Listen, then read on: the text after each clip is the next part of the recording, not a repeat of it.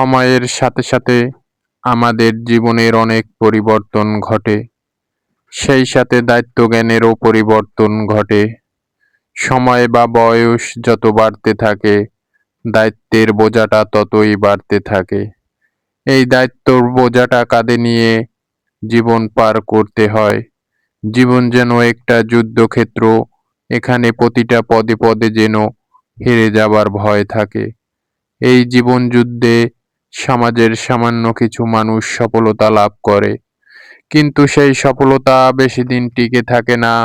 মৃত্যু এসে যেন সেই সফলতা কেড়ে নেয়।